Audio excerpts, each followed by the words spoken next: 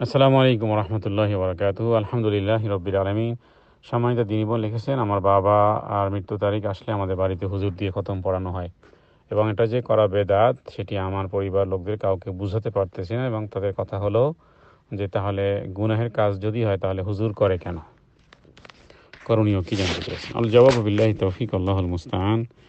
জি, হুজুর করে কেন? হুজুর তো নিজেই জানে না, আর হুজুর কখনো নিজেও আবার নিজের বাবার জন্য এই কাজ করে না। হুজুর করে চাকরি বাঁচানোর জন্য, হুজুর করে মানুষ ইনভাইট করে এই সমস্ত কাজের জন্য পূর্ব থেকে পরিচালিত হয়ে আসতেছে, যার কারণে তার ইমামতি ঠিক রাখতে অথবা অজ্ঞতার কারণে ইত্যাদিগুলো করে থাকে। যেহেতু প্রচলিত এই ট্রেডিশনগুলো বহু আগে থেকে আমাদের দেশে শুরু হয়ে আসতেছে এবং এগুলোকে মানুষ দিনের কাজ মনে করত। আলহামদুলিল্লাহ এখন অনলাইনের কারণে আমরা বিভিন্ন আলেম, দেশ বিদেশে বিভিন্ন আলেম থেকে আমরা বিষয়গুলো জানতে পারি। আলহামদুলিল্লাহ ব্যাপক জানার একটা ব্যাপক প্রশস্ততার জায়গা এসেছে আমাদের সামনে। অতএব এগুলো বেদাত হওয়ার পিছনে কেন বেদাত, এই সমস্ত বিষয়গুলো আমরা অনলাইনে সার্চিং করে বিষয়গুলো জানতে পারি।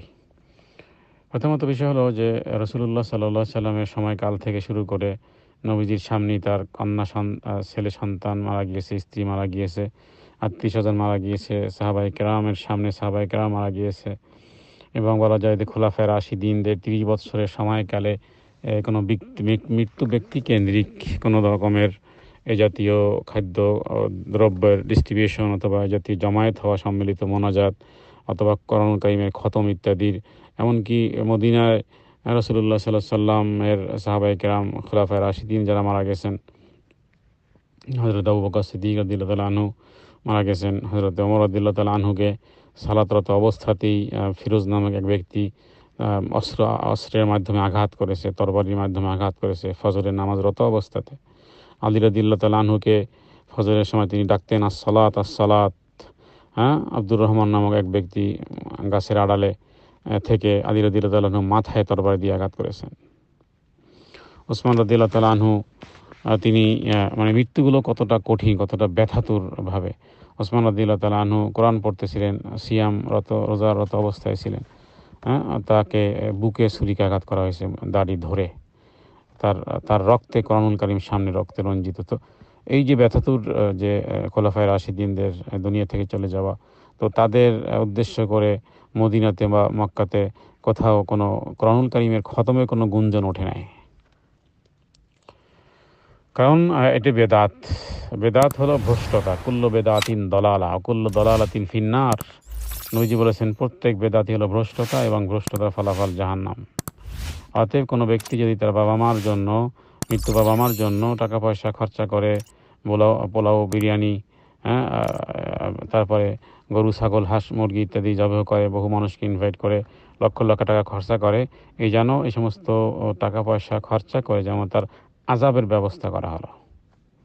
কে চাইবে এত বড় ভয়াবহ, আমি টাকাও খরচা করব, আবার আমার মা বাবা কবরে শাস্তিও পাবে। এত এত বড় কথা ওলামায়ে কেরাম যারা বলেন, এদের কথার তাহকিক করেন। হুজুর করে, হুজুর গুনাহ হলে হুজুর করতেন, এবার আরেক হুজুর যে বলতেছে যে গুনাহ করতেছেন, এবার এবার যেহেতু একটা সন্দেহের মধ্যে পড়ে গেছে, তো একটু জেনে নেন যে হুজুর এত বড় কথা বললে ফেললো, আমার বাবার জন্য আমি গরু কাটলাম, আমার বাবার জন্য আমি খাসি কাটলাম, আর আমি নাকি পাপ করতেছি। তো এই কথা যেই হুজুররা বলো, তো এখন আপনি তো অবশ্যই জানা উচিত যে আসলেই কি ঘটনাটা কি, আসলে কি সবের কাজ করতেছি নাকি গুনাহের কাজ করতেছি।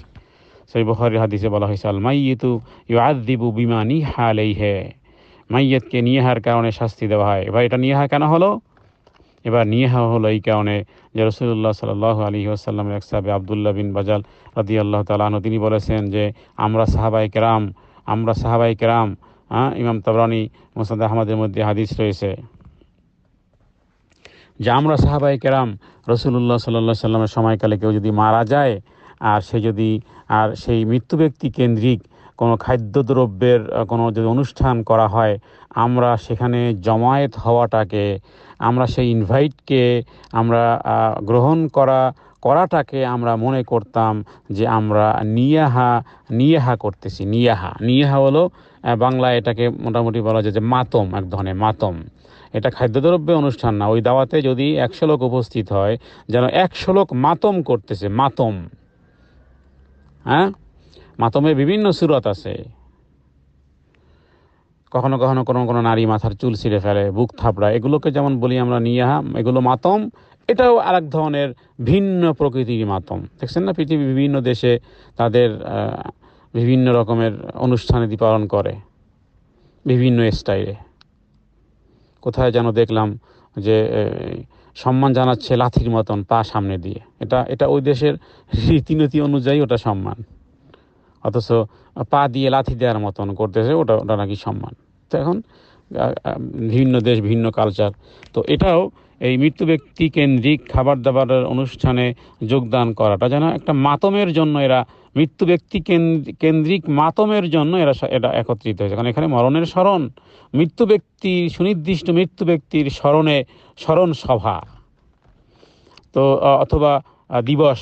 এবং হিন্দুদের মধ্যে আপনারা জানেন যে তাদের মধ্যে শ্রাদ্ধ নামে একটা খাবার আছে, যেই খাবারটা মৃত্যু ব্যক্তি মানে মারা যাওয়ার, মারা যাওয়ার, আপনারা যেহেতু জানেন এই বিষয়গুলো, আশেপাশে অনেক হিন্দু আছে, ওদের কাছে জেনে নেবেন যে হিন্দু ধর্মে আছে 40 দিনের মাথায় এরা শ্রাদ্ধ করে।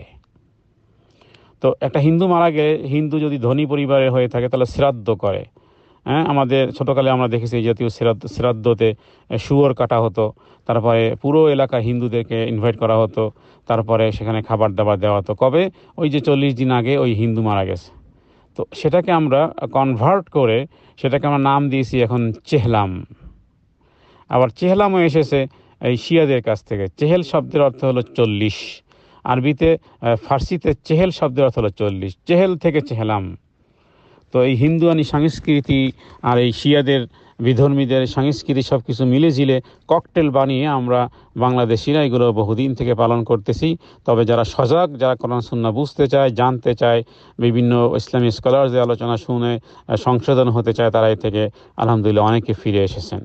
যেগুলো ভুলে করা হয়েছে আফাল্লাহু আম্মা সালাফ, আল্লাহ ক্ষমা করবেন। কিন্তু এখন জেনে শুনে, এখন জানার সময়, এখন হাতের ডিভাইস থেকে পৃথিবীর সমস্ত ব্যক্তিদের সাথে যোগাযোগ করতে পারতেছেন। তো এখন যদি কেউ দালিলিকভাবে, অথেন্টিকভাবে কোনো বিষয়গুলো সামনে আনে, তাহলে অবশ্যই মানা উচিত। অতএব মৃত্যু ব্যক্তি কেন্দ্রিক যা করা যেতে পারে সে বিষয়গুলো হাদিসে আছে, আবু দাউদে আছে। তাদের জন্য তাদেরকে উদ্দেশ্য করে, সব রেসানি উদ্দেশ্য করে মসজিদ বানিয়ে দেন, মাদ্রাসা বানিয়ে দেন, ইতিমখানা বানিয়ে দেন, কাউকে কাপড় চোপড় দেন, অথবা অন্য কোনো কিছু করেন, আল্লাহর সন্তুষ্টিমূলক জনকল্যাণমূলক কোনো কাজ করেন। যদি একান্ত খাবার দাবারের কোনো অনুষ্ঠান করতেই হয়, একেবারে করতেই হয়, তাহলে যেহেতু সমাজ এভাবে করে প্রস্তুত হয়ে আছে দীর্ঘদিন থেকে, তাহলে সেই খাবার নিজেদের খাওয়া জায়েজ হবে না। সেই পুরোটা খাবার ওই যে ব্যক্তিদেরকে দিয়ে দিতে হবে যারা অসহায়, মিসকিন, গরিব, এবং সেই খাবার আত্মীয়দেরকে খাওয়াবেন না। মৃত্যু ব্যক্তি কেন্দ্রিক যদি খাবারের কোনো অনুষ্ঠান করতেই হয় না, সেই খাবার থেকে নিজেরা এক লোকমা খাবেন, কারণ এটা সাদাকাহ। আত্মীয় স্বজনকেও ওটা খাবার দিতে পারবেন না, এই কারণে যেহেতু আত্মীয় স্বজনেরকে যদি ইনভাইট করেন, তার আত্মীয়তার হকে আপনার বাড়িতে তারা এই সাদাকা খেতে আসবে কেন? তারা আপনার দাওয়াতি মেহমান হিসেবে আপনার বাড়িতে অন্য খাবার খেতে, দাওয়াত হিসেবে, আত্মীয়তার রক্তের সম্পর্ক হিসেবে খাবার তারা খেতেই পারে, আসতেই পারে, যেতেই পারে, মেহমান হিসেবে, তার আত্মীয় হিসেবে। আর এটা তো অসহায় গরিব মানুষদের এটা সাদাকা। কারণ আপনি মৃত্যু ব্যক্তিদের জন্য সাদাকা করতেছেন, সেই সাদাকা নিজে করে নিজে কেন খাবেন? অতএব খাবার দাবারের বিষয় হলো এই বিধান। জি, আশা করি উত্তর পেয়েছেন। সাল্লাল্লাহু আলা সাইয়্যিদিনা মুহাম্মাদিন নবিয়্যিল উম্মি ওয়া আলিহি ওয়া সাল্লাম।